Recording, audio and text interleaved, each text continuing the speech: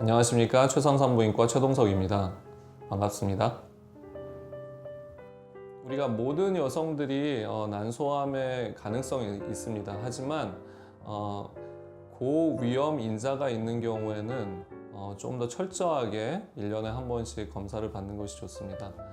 어떤 것이 있냐면 이제 나이 요소가 크기 때문에 난소암은 보통 호발하는 연령이 50대, 60대 이상이기 때문에 50대 이상인 여성들은 정기적으로 검사를 받는 것이 좋고, 두 번째는 가족력이 있는 경우입니다. 자궁 내막암, 난소암, 그 다음에 유방암의 가족력이 있는 경우에는 우리가 좀 더 철저하게 정기 검사를 받는 것이 좋고, 그 다음에 여성 호르몬의 영향으로 난소암들이 발생하고 진행할 수가 있다고 합니다. 그렇기 때문에 초경이 빠르거나 폐경이 늦었던 여성들은 여성 호르몬에 노출되는 기간이 길다고 판단을 해서 더 철저하게 검사를 하는 것이 좋습니다. 저번 시간에 이어서 이번에 난소암을 진단하는 방법 3가지에 대해서 설명을 해드리도록 하겠습니다. 첫 번째 방법은 산부인과에서 제일 흔하게 하는 검사 중에 하나인 골반 초음파입니다.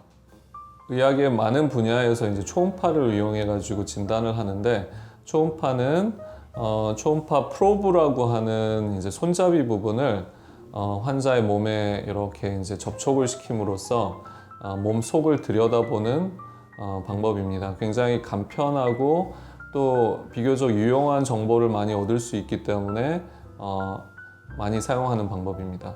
그래서 산부인과에서도 거의 모든 환자들의 자궁 난소 질환을 감별하는 데 있어 가지고 초음파를 사용하게 되는데요. 많은 분들이 알고 계실 겁니다. 보통 이제 흑백에 이런 사진을 볼 수가 있습니다.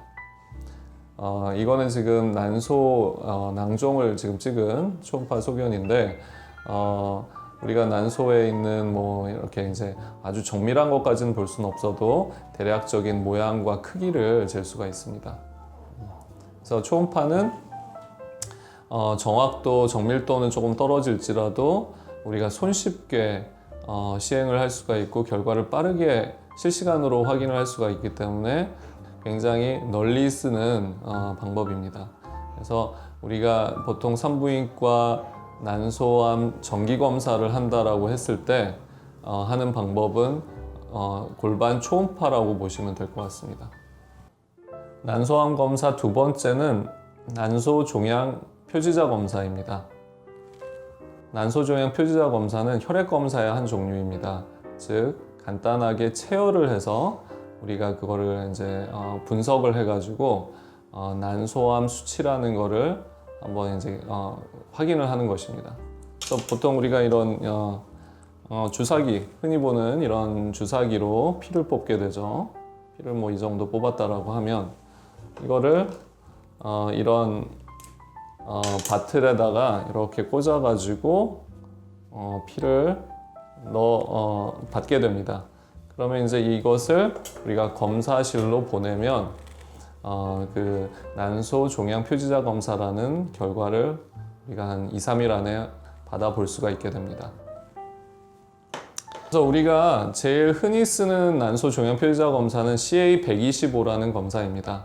CA125는 옛날부터 널리 쓰던 난소암 표지자인데 뭐 정확도도 상당히 있는 편이고, 그리고 우리가 체열을 통해서 간편하게 할 수 있기 때문에 초음파와 더불어서 옛날부터 많이 써왔었고, 그 다음에 이제 어떤 난소암 치료 후에 그게 치료가 잘 됐는지, 그리고 이제 재발하지 않았는지 경과 관찰을 하는 과정에서도 추적 관찰용으로도 많이 사용하고 있는 그런 이제 표지자입니다. 하지만 CA125는 초기 난소암일 경우에는 정상으로 나오는 경우도 있습니다. 그리고 이제 진행된 암이라고 해도 보통 증가하지 않는 경우도 있다고 합니다. 그렇기 때문에 난소암의 선별 검사, 조기 진단을 위한 선별 검사로는 좀 부적절하다, 이런 이제 의견들이 많이 있습니다.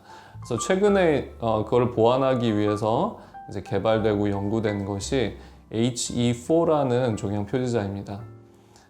이거는 보통 이제 민감도와 특이도 정확도가 조금 CA125보다 비교적 높다라고 해서 이제 요즘 들어서 이제 널리 쓰고 있는데 CA125와 HE4를 같이 검사를 해서 그 결과들을 함수식에 넣어서 분석을 한 것을 로마라고 합니다.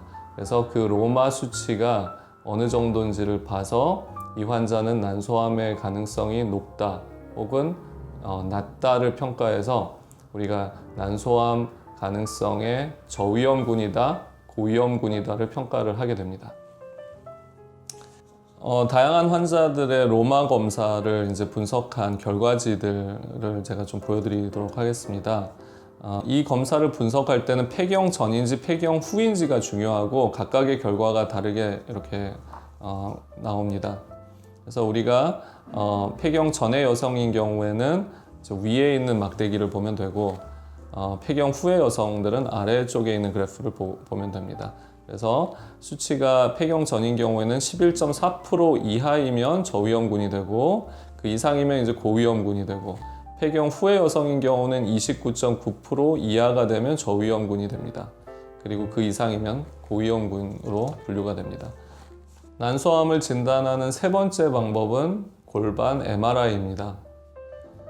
우리가 초음파나 종양표지자 검사로 이제 난소암이 의심이 되는 경우 좀 더 이제 정확하게 그 난소암의 상태를 파악하고 이제 주의 장기로 전이가 되었는지 확인을 하기 위해서 시행하는 검사가 골반 MRI입니다. MRI는 우리가 자기장을 이용해서 몸에 신호를 받아서 그거를 이제 이미지로 재구성하는 그런 이제 첨단 진단 장비인데 우리가 이제 산부인과 영역에서도 이제 널리 유용하게 쓰고 있습니다. 이것이 지금 이제 골반 MRI 사진입니다. 우리가 이렇게 자궁을 볼 수가 있고 그 앞에 이런 뭔가 덩어리진 거를 볼 수가 있습니다. 이 환자는 경계성 난소 종양이 의심되는 분입니다. 그래서 이렇게 여러 개의 방이 있고 또 이제 각각의 음영이 좀 틀린 어떤 액체가 차 있는 것을 볼 수가 있습니다. 여러 가지 이제 모양을 보고 그 다음에 이제 우리가 지표들을 분석을 해서 이것이 양성일지 악성일지 우리가 판독을 하게 됩니다. 난소혹의 99%는 난소낭종 양성혹입니다. 이 경우에는 개인병원이라든지 우리 종합병원에서 치료를 받을 수 있습니다.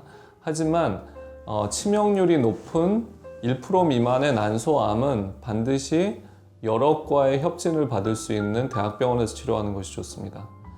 이런 판단을 내리는 데 있어서 아까 앞서 말한 세 가지 난소암의 검사 방법들이 중요한 것입니다.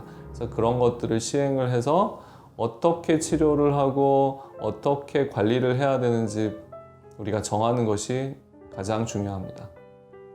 오늘 5월 8일은 세계 난소암의 날이라고 합니다.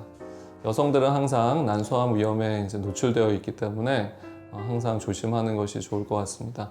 난소암은 진행이 되기 전까지는 증상이 별로 없습니다. 그렇기 때문에 우리가 조기 발견해서 조기에 치료하는 것이 가장 중요하다고 할 수 있겠습니다. 감사합니다. 산부인과 전반에 대해서 궁금한 것들이 있다면 저희 홈페이지나 아니면 최상 블로그 혹은 유튜브 채널에 남겨주시면 제가 직접 답변을 해드리도록 하겠습니다. 감사합니다.